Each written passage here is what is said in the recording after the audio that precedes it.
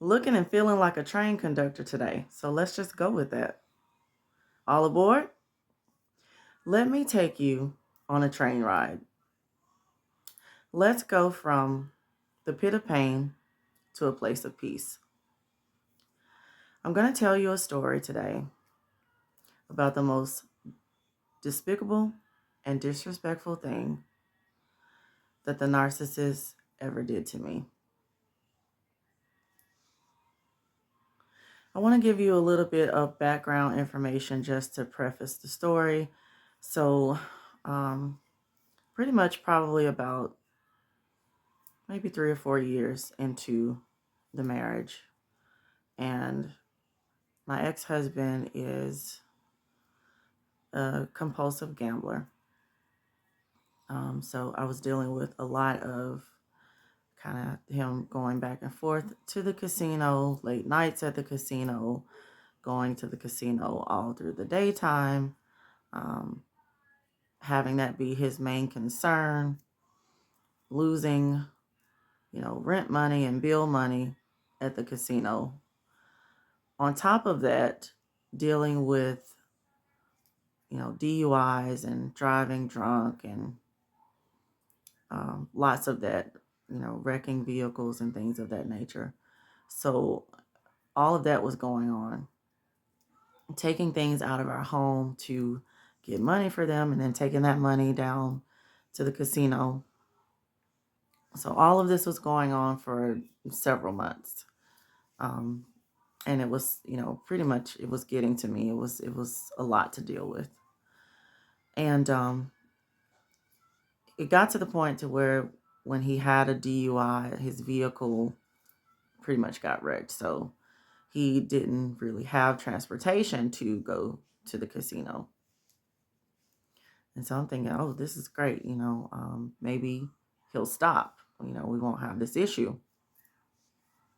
Now, I had a vehicle, and I used that vehicle to get to and from work and stuff like that. And I kept my keys pretty close to me at all times, because of his behavior. And so one particular day, he wanted to go to the casino. I feel that's where he wanted to go. I also think that he wanted to go see someone else that he could get supply from and money from and things like that. And he wanted to use my car to do so. Now, in my mind, I'm going, absolutely not. You're not getting my keys. And I had my keys on my person at all times. I pretty much slept, with my keys on me because of this type of behavior. If the keys weren't on my person, they were hidden somewhere in the house where only, I knew where they were and I could get to them fairly quickly. We were renting out a house, and so I had my own office, and so I was in there quite a bit, doing different things for my hobbies. And I was in that room, and the narcissist came in that room to ask if he could borrow my keys. Now, I'm already knowing what he's going to do. I know it's going to be, another gambling night. And so I'm like, no, you can't use my keys. And I didn't have a problem really dropping him off where he wanted to go. I would have done that, but I didn't want him in my keys, to drive my vehicle into a tree and then I'm not able to get to work and I'm the only one that's, bringing in income to the house. So I was like, absolutely not. And of course, saying no was a trigger, it brought on the narcissistic rage and the temper tantrum. And so it was lots of fussing and cussing on his end and belittling me, putting me down because I wouldn't give him the keys. So this went on for, a while. The getting in my face and the fussing and cussing and all of that, becoming increasingly aggressive, more and more aggressive. And things happened very, very fast. The next thing that I knew, I was grabbed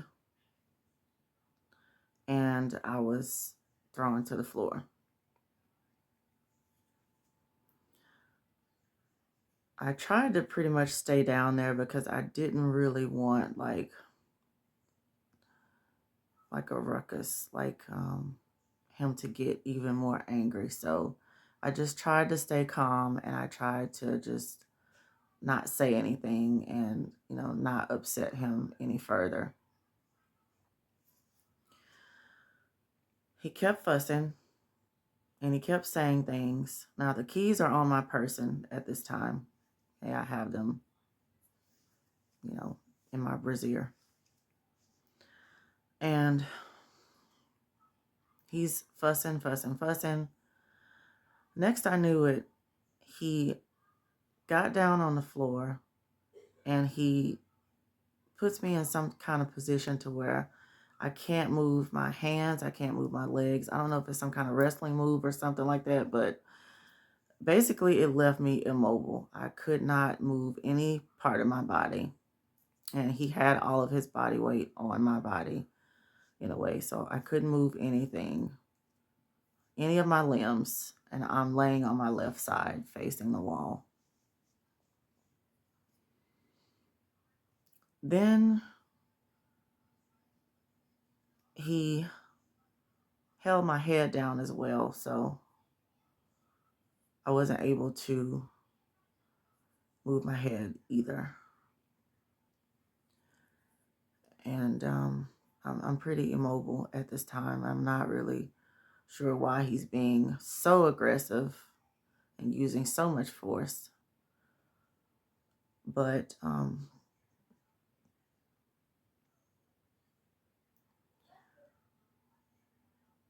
he,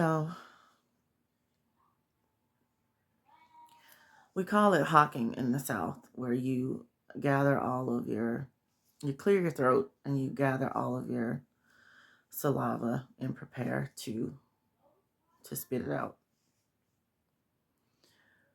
And so he hawked, and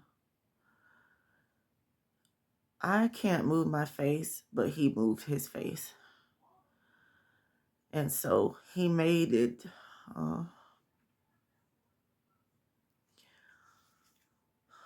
very clear that he wanted to spit directly into my face. So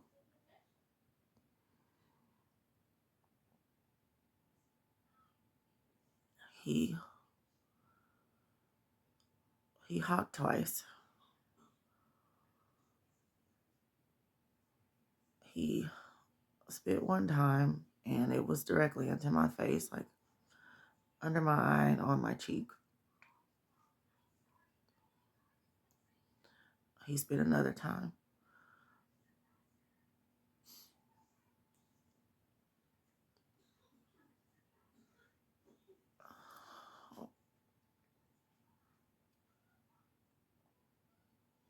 And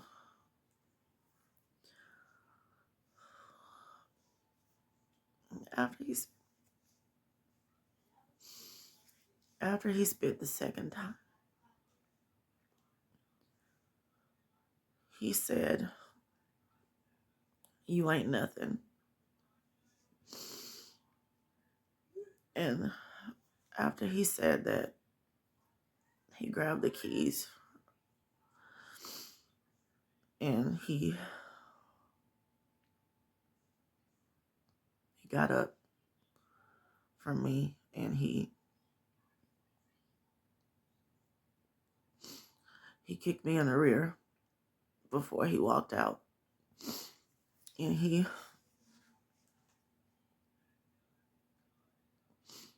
walked out of the door and he went where he wanted to go.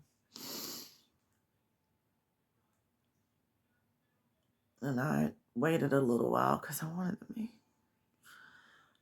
to make sure he was gone, because I just wanted to make sure he was out and gone, and I was safe to get up. So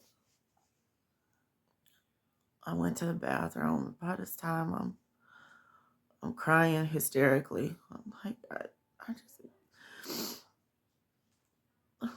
I can't believe.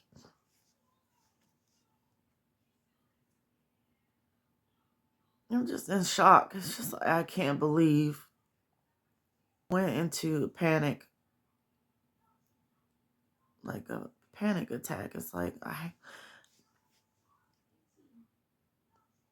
rather have an anxiety attack than a panic attack, because with the panic attack, it's like, it's hysteria. It's like you hyperventilate and it's really hard to catch your breath. My face is completely red and I'm crying and I can't even think. And I'm trying to wash my face. And I just keep saying over and over again, I can't believe he did that. I can't believe he did. I can't believe he did that.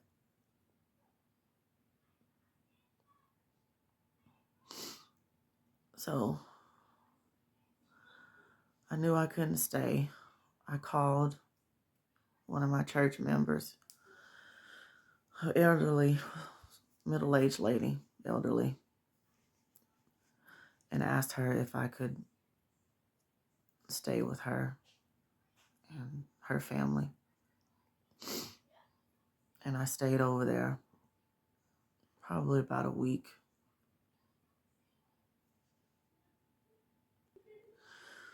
Although the spitting in my face was terrible, it was really bad and everything like that, it's not the thing that causes me the most pain or makes me feel the most sorry. It's how my body started to react after this was done to me. So I'm at my church member's house, and she gave me her daughter's room, who was away at college. She let me sleep there. And I'm in there trying to sleep. I can't sleep. Every time I close my eyes, all I can see is him spitting in my face. It's just like I keep replaying it over and over again. That's all I can see. I'm up past midnight. I gotta go to work. And I can't sleep. So I'm pretty much robotic. I'm going to work. It's just like functioning as a zombie. I'm not really there. It's very little sleep. And one of those nights during the week that I couldn't sleep, I kept closing my eyes and I kept seeing him spit in my face. It was after midnight, and all of a sudden, my head starts doing like this, uncontrollably. And I tried to make it stop, and it wouldn't stop. And I'm not sure what's wrong with me. At first, I was thinking, am I having a stroke? So I got up from the bed and I drove myself to the emergency room. And I'm continuing to have these head shakes, in front of the emergency staff. And they get me checked in, and I go upstairs to see a neurology tech. So they hook my brain up to all these different wires and everything, and they do some kind of test where they measure the activity that's going on in my brain. And all they could do was diagnose it as tremors. That's what they called it, tremors. And they wanted me to see a neurologist, like a specialist, to figure out what was going on. So I go see the neurologist specialist, and she runs more tests on me. And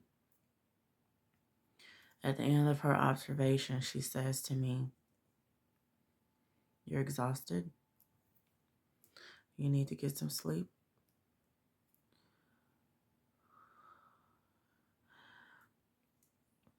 And you need to get to the bottom of what's bothering you."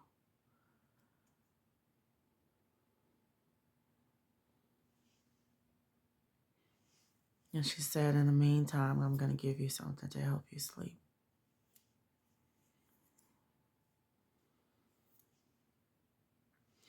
Now, I haven't told any of the medical staff, what happened. They had no idea. I didn't tell them, what happened before, I got like this or anything like that. But that is what she had to say. And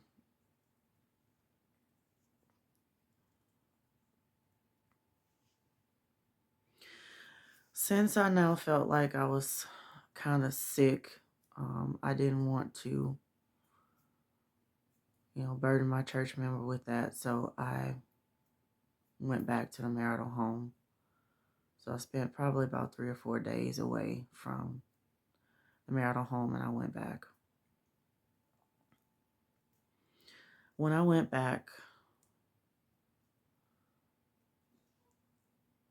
the twitching and the tremors got progressively worse. It got to the point to where my head was violently shaking, knocking me down, and I wasn't able to walk without falling down.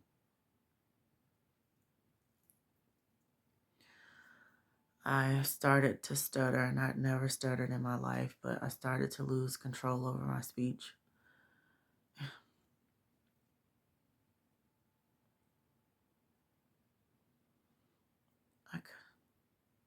I couldn't get words out. Wasn't able to talk like normal.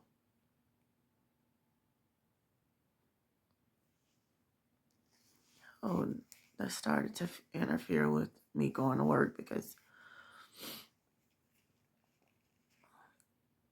I couldn't function at work with not being able to walk. And then I had a job where I had to be on the phone. So with the stuttering, I wasn't able to be on the phones at work. So I couldn't work for a little bit, probably about a week to a week and a half, almost 2 weeks before I could get back to myself. I also had extreme eye twitching. Oh, one of my eyes kept closing, like twitching and closing, so I couldn't control that either. I would describe this experience as a nervous breakdown. I lost control of a good bit of my bodily functions that I mentioned earlier, and coupled with the fact that I couldn't sleep. What I'm most grateful about is my mind was kept. A lot of times when people have a nervous breakdown, they don't come back.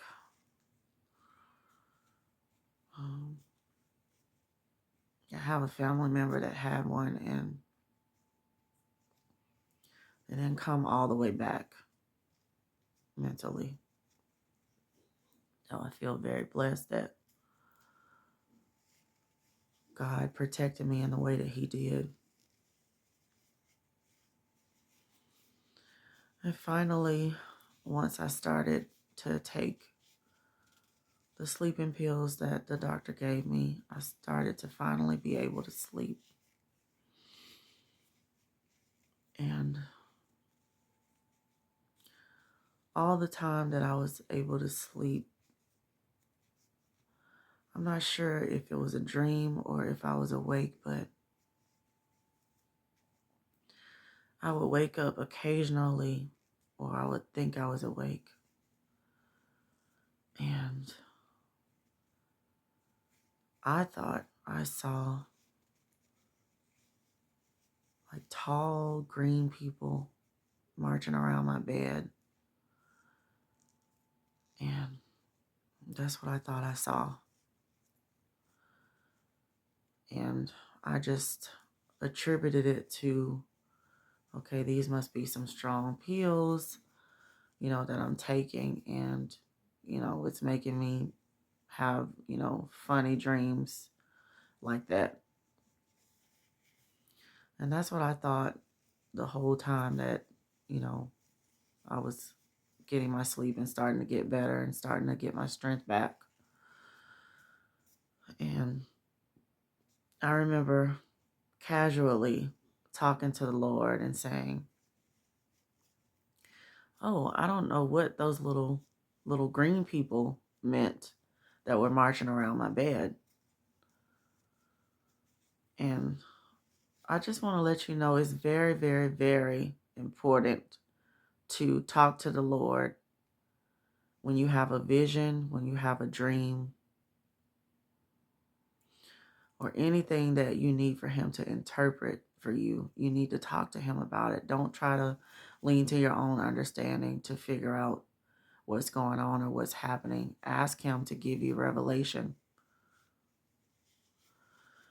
And I was talking to him about it, and he said, is that what you thought that was? Little green people marching around your bed?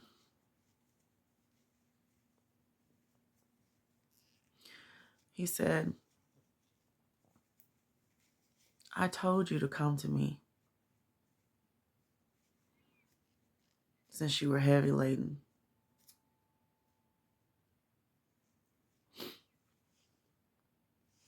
I told you that I would give you rest, but you didn't come to me. I told you to cast your cares upon me, and you didn't do it.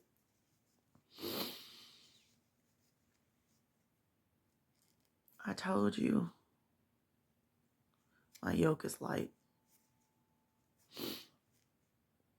that I was going to carry your burdens for you. And since you didn't come to me so I can give you rest, I made you lay down in the green pastures so I can restore your soul.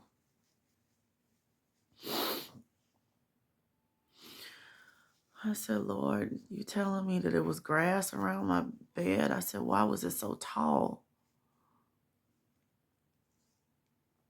And he said, that was my hedge of protection around you. And then I asked him, why was it moving? And he said, because I was breathing on you. He said, I was breathing the breath of life back into you. One lesson that I learned from this experience is to never be surprised by the amount of disrespect that you will get from this evil world. 2 Timothy 3 and 1 through 4. For this know also, that in the last days perilous times shall come. For men shall be lovers of their own selves, covetous, boasters, proud, blasphemous, disobedient to parents, unthankful, unholy, without natural affection, truce breakers, false accusers, incontinent, fierce, despisers of those that are good, traitors, heady, high-minded, lovers of pleasure more than lovers of God. Matthew 5:11 through 12. Blessed are ye when men shall revile you and persecute you, and say all manner of evil against you falsely for my sake. Rejoice and be exceeding glad, for great is your reward in heaven. For so persecuted they the prophets which were before you. And the second lesson that I learned from this experience is that God will always protect you. Psalms 46:1. God is our refuge and our strength, a very present help in trouble. Psalms 9:5. Thou hast rebuked the heathen, thou hast destroyed the wicked, thou hast put out their name forever and ever. We are more than the little engine that could. We are more than the chugga chugga choo choo. Turn your I think I can, I think I can. Turn that into I know I can. I can do all things through Christ who gives me the strength. Walk in the light.